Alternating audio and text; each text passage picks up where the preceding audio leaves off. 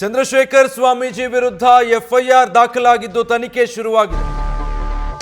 ಮುಸ್ಲಿಮರ ಮತದಾನದ ಹಕ್ಕನ್ನ ರದ್ದು ಮಾಡಬೇಕು ಅಂತ, ಮತದಾನದ ಹಕ್ಕನ್ನ ರದ್ದು ಮಾಡಬೇಕು ಅಂತ ಶ್ರೀಗಳು ಮಾತಾಡಿದ್ರು. ಸೈಯದ್ ಅಬ್ಬಾಸ್ ದೂರಿನ ಅನ್ವಯ ಎಫ್ಐಆರ್ ದಾಖಲಾಗಿದೆ. ಸದ್ಯ ತನಿಖೆಯನ್ನ ಶುರು ಮಾಡಿದ್ದಾರೆ. ದೂರುದಾರನಿಂದ ಕ್ಲಿಪ್ ಅನ್ನ ಪಡೆದುಕೊಂಡಿದ್ದಾರೆ ಈಗ ಉಪ್ಪಾರಪೇಟೆ ಪೊಲೀಸರು. ಈ ವಿಡಿಯೋವನ್ನ ಎಫ್ಎಸ್ಎಲ್ಗೆ ಕಳಿಸೋದಕ್ಕೆ ಪೊಲೀಸರು ತಯಾರಿ ನಡೆಸಿದ್ದಾರೆ. ಚಂದ್ರಶೇಖರ್ ಶ್ರೀಗೆ ನೋಟಿಸ್ ಕೊಟ್ಟು ವಿಚಾರಣೆ ನಡೆಸೋದಕ್ಕೂ ಕೂಡ ಸಿದ್ಧತೆ ನಡೆಸಿಕೊಂಡಿದ್ದಾರೆ. ಹಾಗಿದ್ರೆ ಈ ವಕ್ಫ್ ವಿರುದ್ಧದ ಹೋರಾಟದ ಸಂದರ್ಭದಲ್ಲಿ ಚಂದ್ರಶೇಖರ್ ಸ್ವಾಮೀಜಿ ಏನ್ ಹೇಳಿದ್ರು, ಅವರ ಯಾವ ಹೇಳಿಕೆ ವಿವಾದಕ್ಕೆ ಕಾರಣ ಆಗಿತ್ತು ನೋಡೋಣ. ಇದ್ರೆ ಜನ ಇರ್ತಕ್ಕಂಥದ್ದು, ಇಲ್ಲದೆ ಇದ್ರೆ ಜನ ಇರೋದಕ್ಕಾಗೋದಿಲ್ಲ. ಆದ್ರಿಂದ ಎಲ್ಲರೂ ಪ್ರಪಂಚದಲ್ಲಿರ್ತಕ್ಕಂಥ ಪ್ರತಿಯೊಬ್ಬರು ಕೂಡ ರೈತನಿಗೆ ಪ್ರೋತ್ಸಾಹ ಕೊಟ್ಟು ಆ ರೈತನಿಗೆ ಬೆಂಬಲವಾಗಿ ಅವನ ಆಸ್ತಿ ಪಾಸ್ತಿಗಳನ್ನ ಯಾರು ಮುಟ್ಟಬಾರ್ದು, ಯಾರು ಕಿತ್ಕೋಬಾರ್ದು. ಅನಾವಶ್ಯಕವಾಗಿ ವಕ್ತು ಅದಕ್ಕೆ ಕಾನೂನು ಇಲ್ದೇನೆ ಕಿತ್ಕೋಬಹುದು ಅಂತ ಯಾವ ದಡ್ಮುಂಡೆ ಮಗ ಹೇಳಿದ್ರೆ ಏನ್ ಹೇಳೋದು? ಆದ್ರಿಂದ ಇನ್ನೊಬ್ಬರ ಆಸ್ತಿನ ಮತ್ತೊಬ್ರು ಕಿತ್ಕೊಳ್ಳೋದು ಅದು ಧರ್ಮ ಅಲ್ಲ. ಈ ವಕ್ತ್ ಅನ್ನೋದು ಏನ್ ಮಾಡಿದರೆ ಅದನ್ನ ಎಲ್ಲರೂ ವಿಚಾರ ಮಾಡಿ ಆ ವಕ್ತ್ ಮಾಡ್ಲಿನೇ ಇಲ್ಲ ಅನ್ನೋ ತರ ಮಾಡಬೇಕು. ಒಂದು ಮತ್ತೊಂದೇನಪ್ಪಾ, ನಮ್ಮ ದೇಶಕ್ಕೆ ಒಳ್ಳೆ ಕೀರ್ತಿ, ಒಳ್ಳೆ ಅಭಿಪ್ರಾಯ ಬರಬೇಕು ಅಂದ್ರೆ ಈ ರಾಜಕೀಯದವ್ರು ಮಾಡ್ತಾ ಇರ್ತಕ್ಕಂಥದ್ದು ಓಟ್ಗೋಸ್ಕರ ಮಾಡ್ತಾ ಇರೋದ್ರಿಂದ ಆ ಮುಸ್ಲಿಂ ಜನಾಂಗಕ್ಕೆ ಈ ಓಟಿನ ಪವರೇ ಇಲ್ಲ ಅಂತ ಮಾಡ್ಬಿಟ್ರೆ ಕಾನೂನು, ಆಗ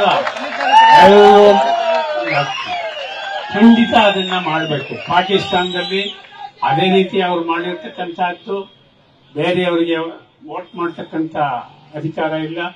ಅದೇ ರೀತಿ ನಮ್ಮ ಭಾರತದಲ್ಲೂ ಕೂಡ ಅವ್ರಿಗೆ ವೋಟಿನ ಹಕ್ಕು ಇಲ್ಲದೆ ಇರೋ ತರ ಮಾಡಿದ್ರೆ ಆಗ ಅವ್ರ ಪಾಡ್ಗೆ ಅವ್ರು ಇರ್ತಾರೆ. ಖಂಡಿತವಾಗಿ ಎಲ್ಲರೂ ನೆಮ್ಮದಿಯಾಗಿರೋದಕ್ಕೆ ಸಾಧ್ಯ. ಡೀಟೇಲ್ಸ್ ಕೊಡ್ತಾರೆ ಅಂಕಿತಾ, ಲೈವ್ ನಲ್ಲಿ ಜಾಯ್ನ್ ಆಗ್ತಾ ಇದ್ದಾರೆ. ಅಂಕಿತಾ, ಈಗ ಶ್ರೀಗಳು ತಮ್ಮದೇ ಹೇಳಿಕೆಯಿಂದ ಸಂಕಷ್ಟಕ್ಕೆ ಸಿಕ್ಕಾಕೊಂಡಿದ್ದಾರೆ. ಅರೆಸ್ಟ್ ಆಗುವ ಸಾಧ್ಯತೆ ಇದೆಯಾ ಈ ಪ್ರಕರಣದಲ್ಲಿ ಸ್ವಾಮೀಜಿಗಳು?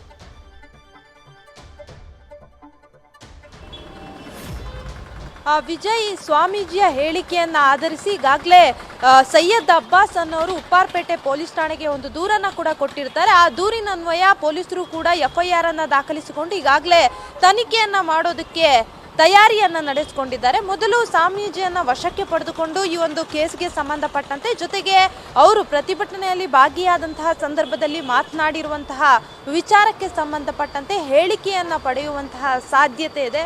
ಒಂದು ವೇಳೆ ಅವರು ವಿಚಾರಣೆಗೆ ಬರೆದಿದ್ದಲ್ಲಿ ಅಥವಾ ಸಹಕರಿಸಿದ್ದಲ್ಲಿ ಅವರನ್ನ ವಶಕ್ಕೆ ಪಡೆದು ವಿಚಾರಣೆ ಮಾಡುವಂತಹ ಸಾಧ್ಯತೆ ಕೂಡ ಇದೆ.